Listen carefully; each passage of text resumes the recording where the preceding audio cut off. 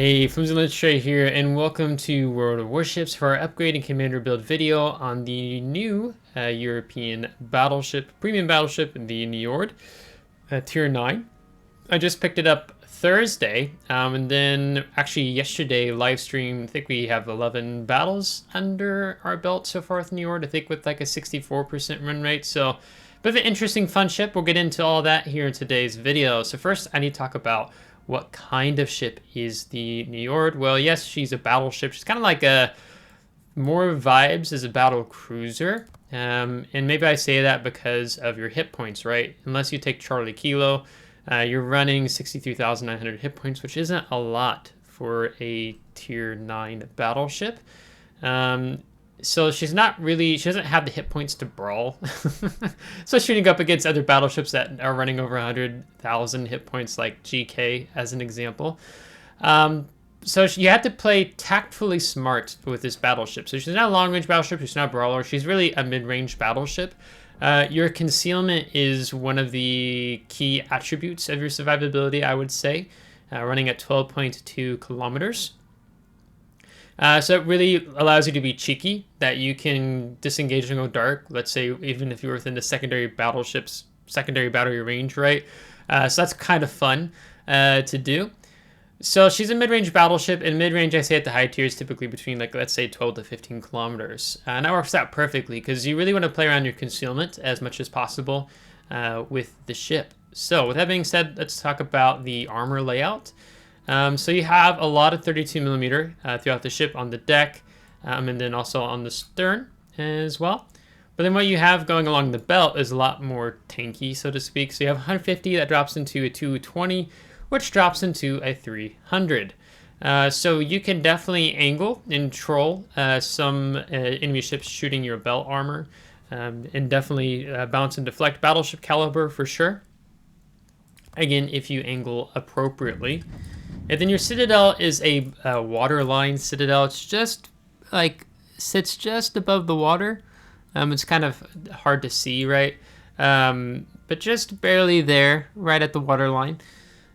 So honestly, what ends up happening is it's more enemy ships from a long range that will, if I close this down, kind of like, let's say, I think I got clapped by a Montana or something with 406s and coming down at this angle where they penetrate your belt and then right into the citadel. I think at closer range, it's harder to citadel Niord. At least I haven't had the experience, so I've been citadeled like close range by an enemy battleship. So that's yet to be seen. I think just because the guns can't depress low enough if you find yourself in a really like close brawling situation. In terms of the gun mount armor, you have 360 on the front, then it goes to 150 to 130 on the side, 220 to 150, and then on the back 320 and 150. So of course it's a little bit more angled sloped here. So if you're trying to incapacitate the guns, then honestly the side is your best shot. And the barbets are 350. Other thing to make note of here in terms of the armor scheme is your torpedo tubes. You get 20 torpedo tubes. It's kind of one of the fun tricks up the sleeve of Niord. They're totally exposed, right?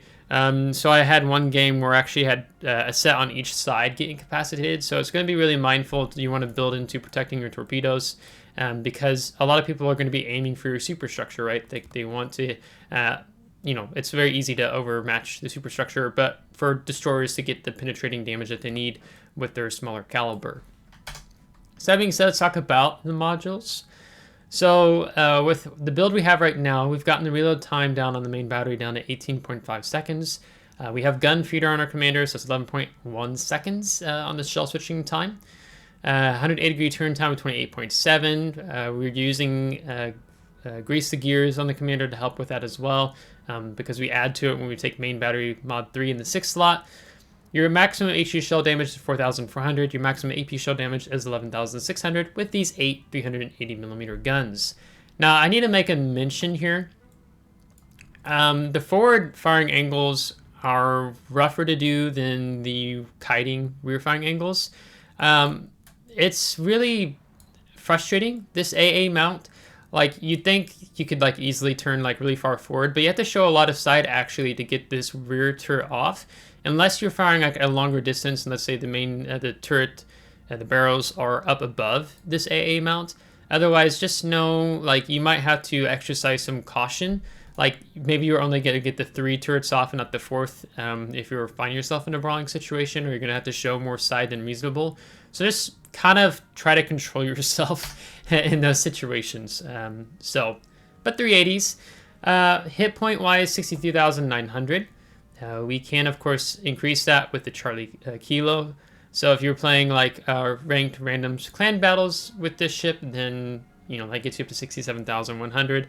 Much better to be running, because you don't have a lot of hit points, and you're at the lower end of the spectrum among all tier 9 battleships in the game. Your torpedoes, not building into any of them. 180 degree turn time is 6 seconds. Our torpedo tube reload time is 110. Of course, you could drop this down beneath 100 seconds if you really want to. I'll get into that when I talk about the 6th slot here on the upgrades. Otherwise, it's a 15-kilometer range, 10,700, pretty typical of the Swedish torpedoes on the European DD line. 86 knots, really hard to avoid. Doesn't give them a lot of time to react, for the enemy team to react, enemy ship, enemy player. Indetectability range is 1.8 kilometers.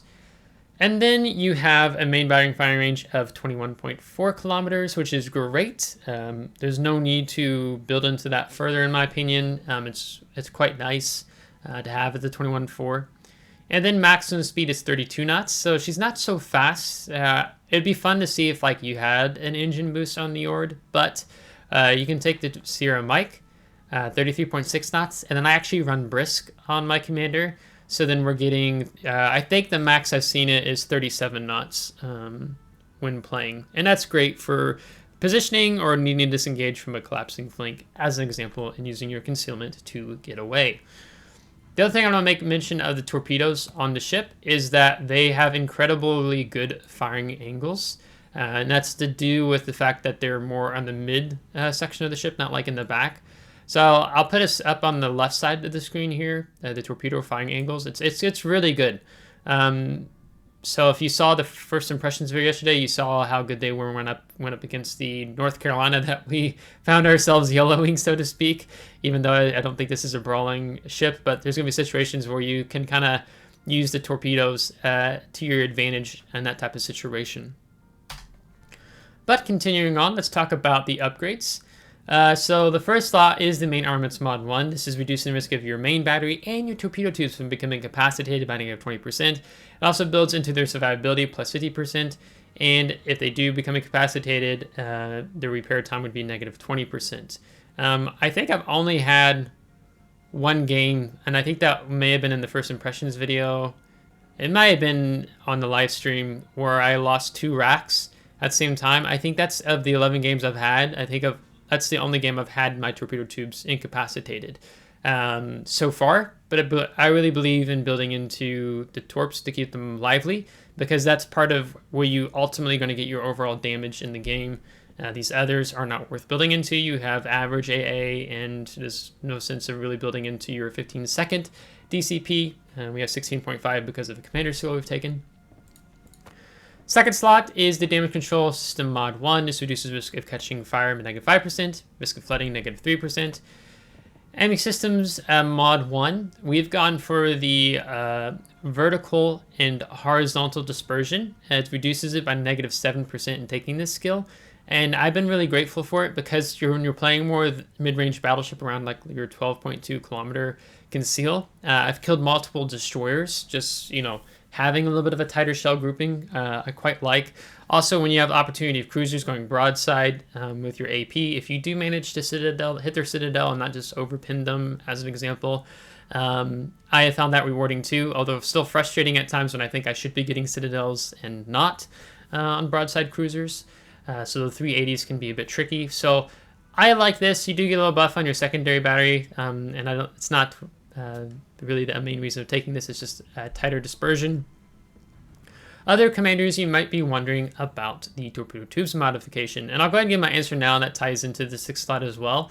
Like, if you want to play Niord as a torpedo battleship, like you focus everything into the torpedoes, my response to you would be, why not just play a torpedo destroyer? Like, you have even greater concealment. A lot of the torpedo destroyers, their torpedoes hit even harder. I mean, maybe with the exception of Holland, which plays a little bit into the hybrid. But I'd just be like, you know, why not take Shimakaze? Why not some of these other ships in the game where you can get closer and more effective with your torpedoes? So that's just my thoughts. So I kind of see the guns and the torpedoes complementing each other, but they both need one another. So for that reasons, so far with the upgrades, I've been building into the guns. The main battery mod 2, this hasn't bothered me too much. One of the fun things about Niord is that this is a... Wait, I think that, yeah, this is a 360-degree turret on the rear. Otherwise, it's like, they're like, what, 270, something like that on all the others. So it's nice when if you are moving in, your turret can just adjust accordingly. So that's helped. So I don't feel a need for my games to have main battery mod 2, but there might be some of you who really want it. Fourth slot, I went off the traditional path. When I set this up, even with the commander and the ship, when I was using the WoW ship builder, a lot of the mods or upgrades in commander skills I was playing with really reflected a lot of the things that Wargaming recommends in general. But I went off the beaten path here with propulsion mod 1. This has come actually really helpful for me because I have found myself, you know, some torpedoes fired at me, but also playing with the potential damage. So as an example, I'll just show you that. I've been able to juke salvos from more of the sniping battleships here in the game. And I don't remember what the high is I have now. Yeah, so I have 11 games. I've already have almost 3 million potential damage game with this battleship, even though you don't have a lot of hit points to play with. I've had several games over 2 millions, and then a few over 1.5. And so what's happened here is essentially going this route has enabled me to avoid like Wisconsin firing a salvo at me from 20 kilometers away that if I didn't have prop mod, I wouldn't have been able to avoid. So I've really liked it. On this, I usually don't take propulsion mod on my battleships, an exception being the newer German battleship line, the Schlieffen line. I take prop mod on those, on the tier, at least on Ruprecht and Schlieffen. But I've really liked it.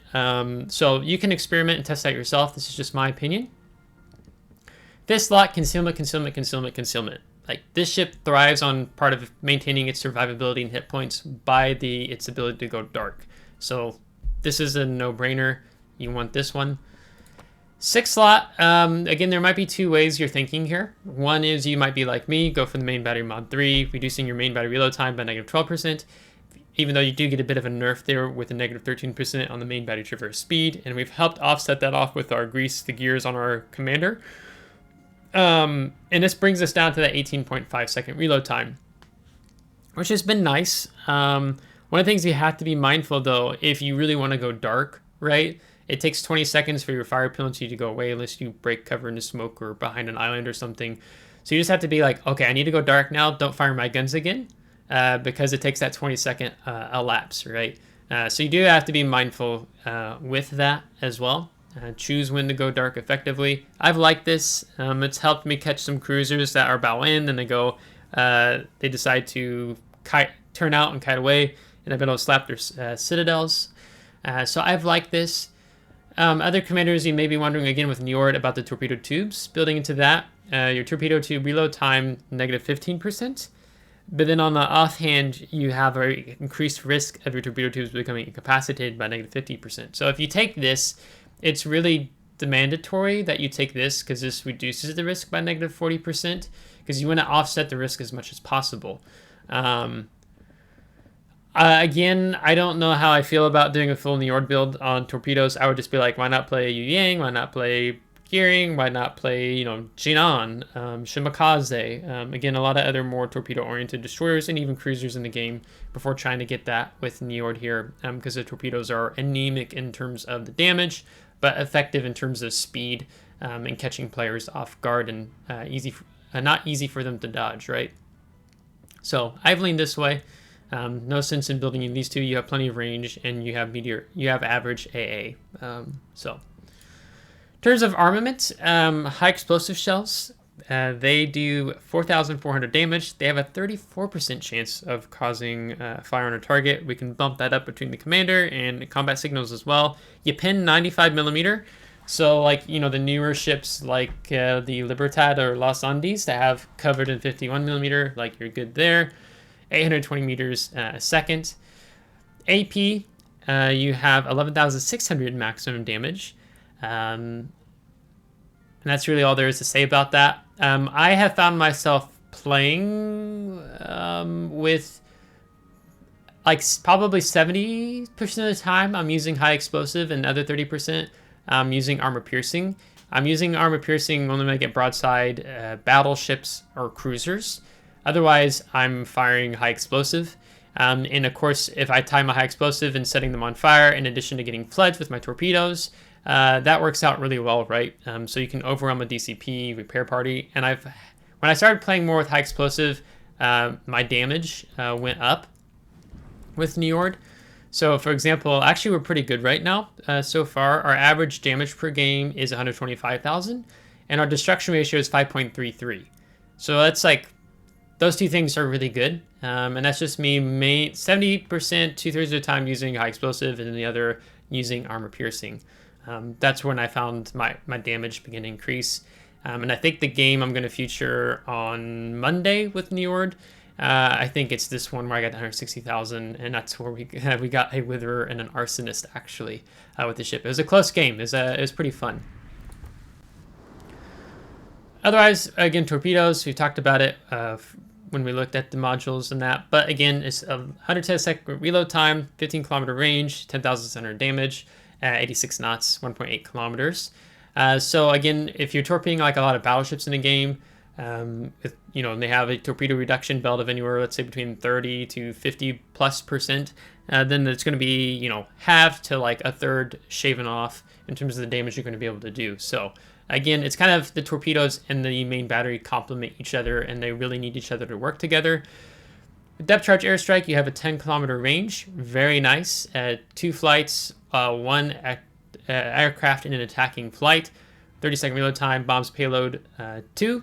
4,200 damage. So effectively 4 bombs if you use both the aircraft back to back. It's nice it's 10 kilometers, that it's not like 8 or less. It's been helpful. Consumable wise, we have a 16.5 second action time on our DCP. 15 seconds if you don't have the specific skill I have on Jerzy Świrski. I'll show you that in a minute. Cooldown time 80 seconds. Your repair party, I think, is quite average. When I looked at some of the other Tier 9 battleships, of course, there's some exceptions. Some Tier 9 battleships have an improved heal. I think Iowa is one of those, or you have something like the Duncan with more of like a super heal, right, or Lian. So it seems quite average. +4 and 2. Of course, if we take India Delta, we can bump up to 483. We would normally be a 28-second action time, but again, because of the skill we have on our commander, it's 30.8. Cooldown time 60 seconds. Really helpful, actually. Incredibly helpful. If this was an 80-second repair party, I would probably not like this ship as much because you have little hit points, again, to play with, and you need all the heals you can get. Like, I've had a couple games I've already had dreadnoughts. So the cooldown time is 60 seconds. Very beneficial. Of course, we could take November Foxtrot, reduces it by -5%, so then you have a 57-second cooldown time here, and then a 70-second cooldown time here. We could even get that lower on our commander with the skill. I'll talk about that when the time comes. Otherwise, what I find myself running, I think, is something like this setup. So then I bump up to 35% fire chance. I want to reduce the duration of a flood or a fire. More damage if we get a ram off, and we take less damage when we ram, the speed.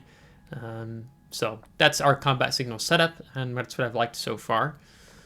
Of course, maybe you want to increase the chance of causing flooding. I think this increases you to about 200% chance of causing a flood.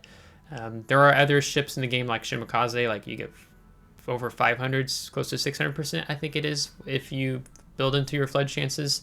Otherwise, it's 400%, just to give you a frame of reference.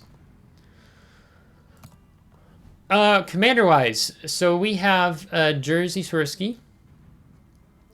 He is a unique commander, and I just realized in my head I completely blanked how to obtain him. I think he was in the armory for 175,000 coal. Let's just double check that real quick because I could be wrong. It's hard to think of everything in advance just to verify and save you guys some time.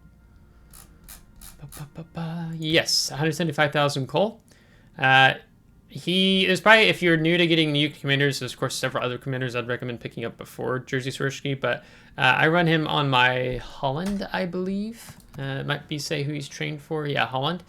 But the fun thing here is the Torpedo Armament Expert. If you get 8 torpedo hits, you'll reduce your reload time by -5%.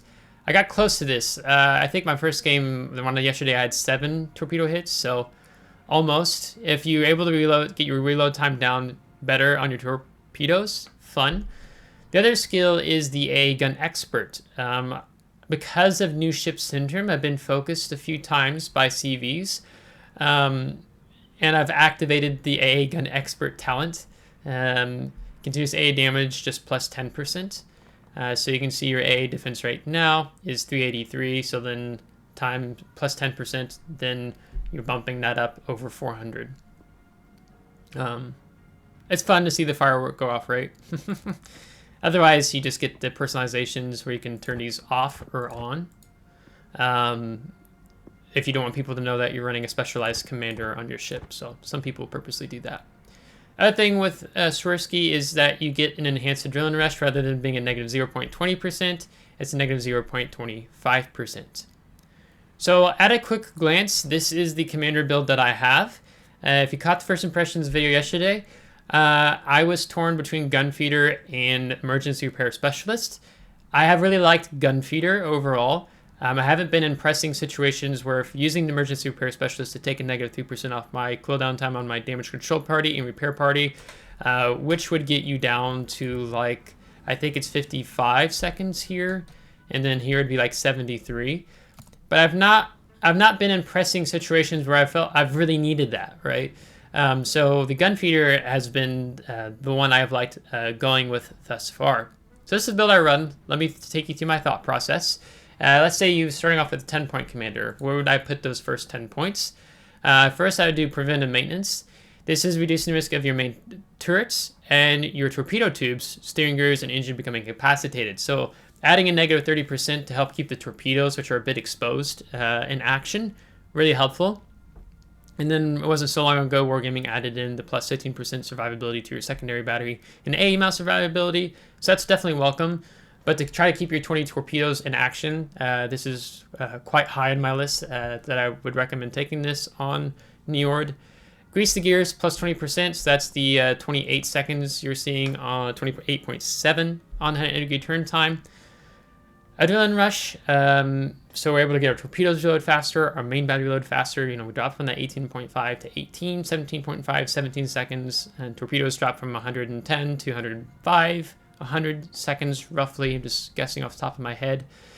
And then I'd take the 10 points, your final 4 points of a 10-point commander, and put them in Concealment Expert, because this ship does definitely rely on its stealth. You have a lot of ships in the game. If you land, I mean, even Tier 9, but if you land at Tier 10 and you land with super ships, that overmatch you hardcore. Oh, you're 32. So I'm talking about Colombo, some armor piercing, Vermont, Montana, Shikishima, Yamato, Musashi, St. Vincent, Patry, Hanover. You know, this list goes on and on and on.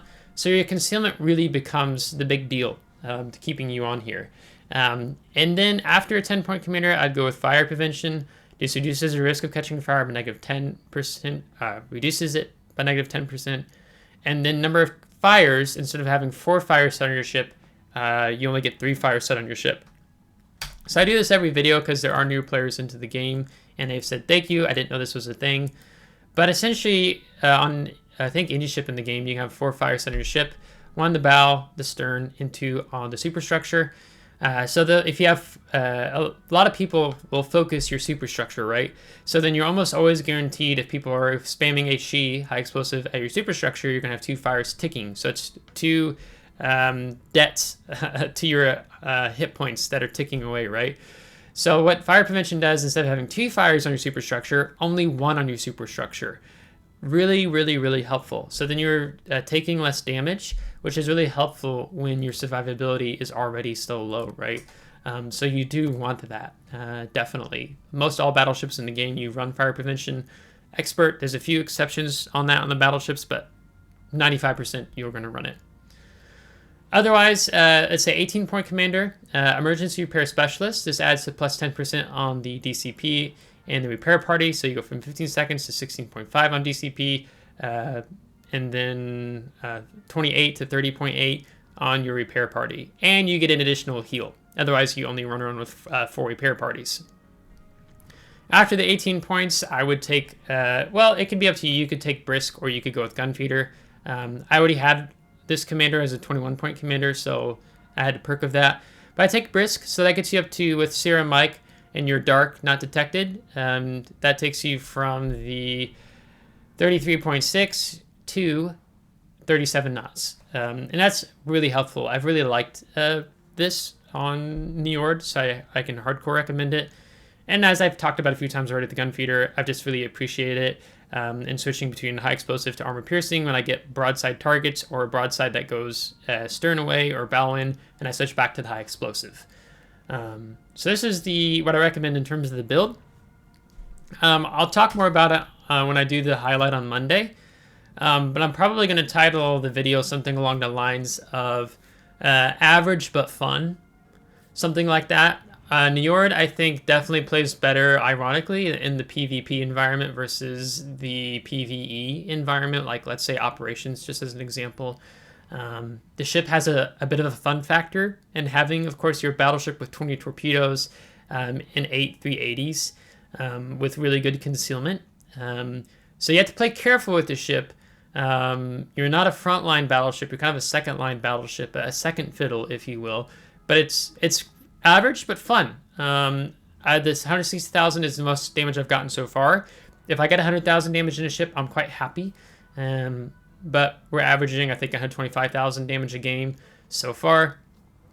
So this isn't a carry battleship, and I'll talk about that in the Monday video.